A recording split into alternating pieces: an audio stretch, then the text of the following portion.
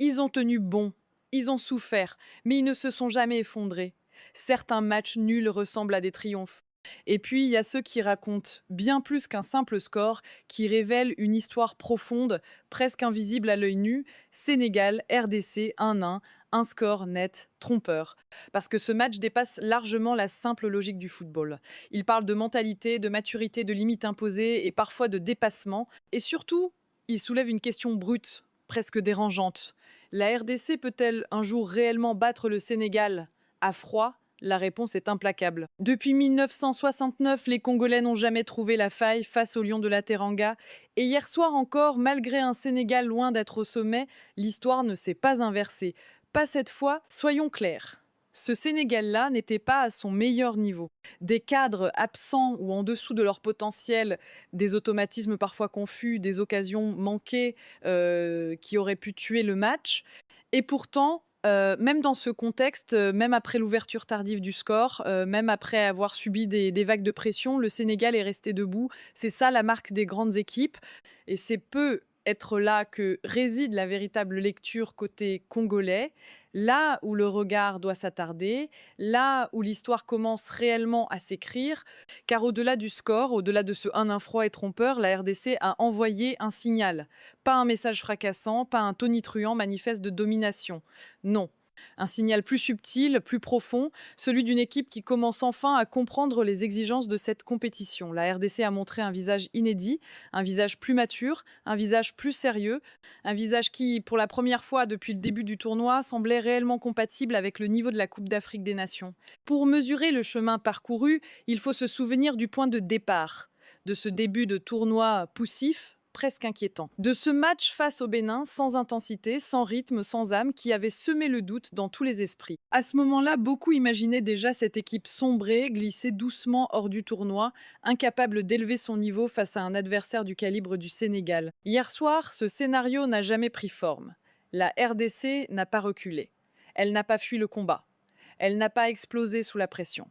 Elle a résisté. Elle a accepté de souffrir parfois longuement, parfois intensément. Elle a plié mais n'a jamais rompu. Chaque minute sur le terrain était un test supplémentaire, une épreuve mentale autant que physique. Et pourtant, les Congolais sont restés debout. Ils ont tenu. Tenir dans ce contexte, ce n'est pas rien. C'est fermer les espaces quand les gens brûlent. C'est fournir l'effort de trop quand la lucidité vacille. C'est rester concentré quand l'adversaire pousse, quand le stade gronde, quand le match semble pouvoir basculer à tout instant. Et surtout, ils ont prouvé qu'ils pouvaient exister à ce niveau. Défensivement, l'équipe a affiché une solidité rassurante.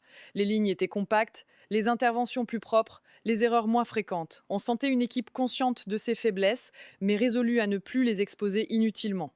Offensivement, sans être flamboyante, la RDC a gagné en cohérence. Les intentions étaient plus claires, les transitions mieux gérées, et chaque projection vers l'avant laissait entrevoir un potentiel réel. Pas de panique, pas de précipitation.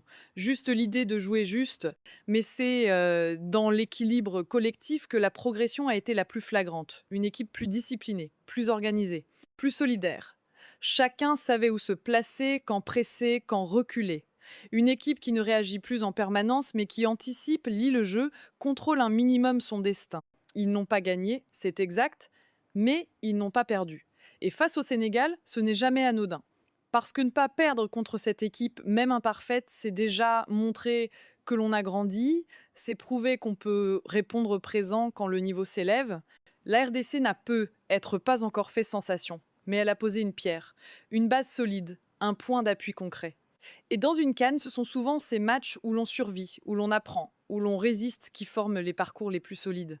Et dans cette RDC qui a appris à tenir, à souffrir et à rester debout, un joueur s'est détaché, incarnant cette volonté de ne jamais subir le match. Si un nom devait ressortir, ce serait celui-ci, Théo Bongonda. Dans un match où l'espace se faisait rare, où chaque ballon était immédiatement contesté, il a été le seul à véritablement oser, le seul à provoquer, à défier, à refuser la facilité, le seul à créer du déséquilibre là où beaucoup sécurisaient.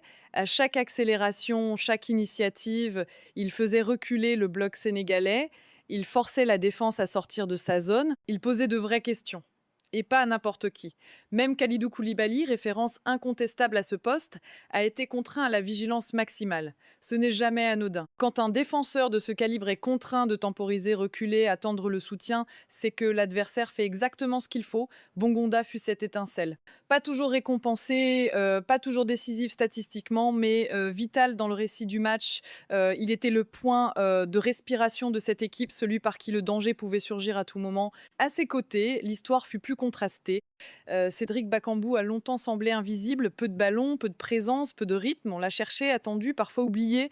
Et puis il y a eu ce moment qui se résume à une seconde, à un geste, à une frappe. Le football est cruel, mais aussi terriblement simple. Un attaquant peut être absent 80 minutes et devenir indispensable en un instant. Ce but, il fallait le mettre. Il l'a mis, et là tout change. Le regard, le match, le scénario, s'il le rate, le Sénégal prendrait l'avantage. La RDC douterait, le match basculerait ailleurs. Mais Bakambu a tenu, invisible dans le jeu mais décisif au moment crucial. Et c'est ça le visage de cette RDC en reconstruction, une équipe qui n'a pas tout réglé, parfois irrégulière, mais capable de s'appuyer sur ses individualités pour survivre. Entre la créativité de Bongonda et la froide efficacité de Bakambu, la RDC a trouvé, le temps d'un soir, l'équilibre nécessaire face à l'un des géants africains. Mais si la RDC est restée dans le match grâce à quelques éclairs et beaucoup de discipline, c'est aussi parce que le Sénégal a manqué sa chance. Et ce raté a un nom, Ismaïla Sarr. Le grand point noir côté sénégalais, celui qui aurait pu tout changer. Deux situations, deux occasions parfaites, deux ballons à portée idéale pour un joueur de son calibre, et pourtant zéro cadré. À ce niveau, un tel manque de réalisme se paie. Quand ton équipe domine, installe le jeu, crée les situations idéales, l'attaquant doit être le bourreau, pas le spectateur. Sarr ne l'a pas été. Et le constat est brutal. Si ne serait-ce qu'une seule de ces occasions avait été convertie, le Sénégal rentrait au vestiaire avec 2 buts d'avance, 2-0. Un score qui aurait transformé le match, paralysé la RDC et peut être scellé le débat. Mais le football, surtout en tournoi, ne pardonne pas les erreurs de finition. Ce raté puis le suivant ont laissé la RDC respirer, espérer, croire que le match était encore jouable. Et dans ces moments, l'espoir devient une arme redoutable. Il suffit d'un détail pour mesurer l'impact de ces occasions manquées, le regard de Kalidou Koulibaly après un échec, un regard lourd, frustré, presque résigné. Les leaders savent, ils sentent quand un match aurait dû basculer. Ce genre de performance ne passe jamais inaperçu, surtout dans une équipe où la profondeur de banc est une force majeure. Le Sénégal a des solutions. La concurrence est féroce. L'entrée de Mbaye l'a rappelé. Impact, précision, audace dès les premières touches. Ce match pourrait marquer un tournant pour Ismaïla Sarr dans ce tournoi. Pas un verdict définitif, mais un signal clair. À la CAN, le statut ne protège pas. Les performances seules parlent. Dans une compétition exigeante, chaque occasion manquée laisse une trace. Sur le score, dans les esprits et dans les choix futurs du sélectionneur. Et c'est là que l'on comprend pourquoi, malgré imperfection et raté, le Sénégal a gardé le contrôle. Au cœur de l'équipe, dans la zone la plus dense, un joueur transforme la respiration collective. Quand Yaye occupe l'axe, le Sénégal respire. Il organise le jeu. Sous pression, encerclé, il ne panique pas. Il protège le ballon, absorbe le contact, se retourne. Et par ce simple geste, il casse le pressing, brise une ligne, offre de l'air au bloc. Cette qualité est rare, très rare.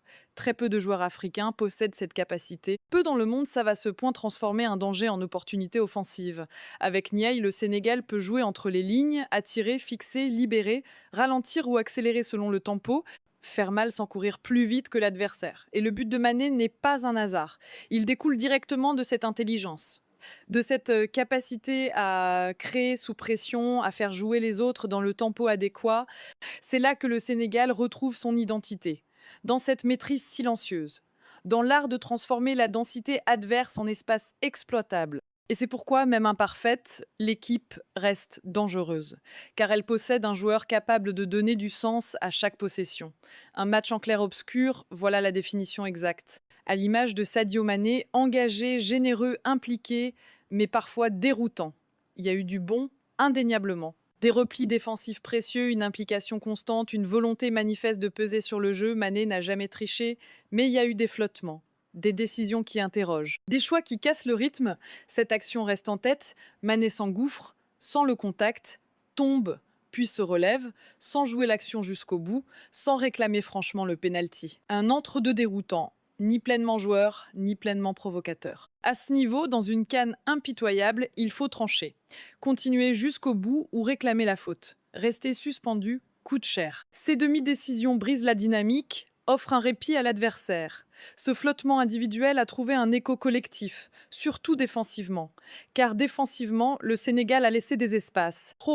Des espaces inhabituels pour cette équipe. Masuku notamment a su les exploiter. Ses montées, ses centres, sa présence offensive ont posé des problèmes réels. Bongonda, déjà omniprésent, en a profité pour initier l'action du but et Bakambu a bénéficié d'un marquage permissif presque coupable. Mais si un acteur a vraiment perturbé la fluidité, c'est l'arbitre. Le grand perdant, c'est pas une équipe, c'est l'arbitrage. Décision incohérente, manque de lecture. Absence de ligne directrice, faute sifflée là où il n'y en avait pas, carton sévère là où l'engagement était réel. Injustifiable. Ce type de décision ne favorise personne, il ne protège ni le jeu, ni les joueurs, il installe frustration, incompréhension et sort le match de son cadre sportif.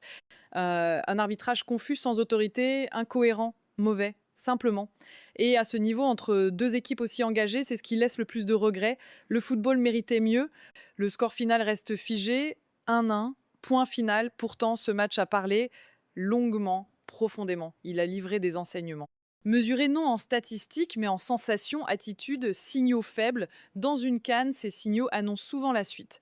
D'abord, le Sénégal reste redoutable. Même imparfait, bousculé, loin de sa meilleure version, il possède la résilience.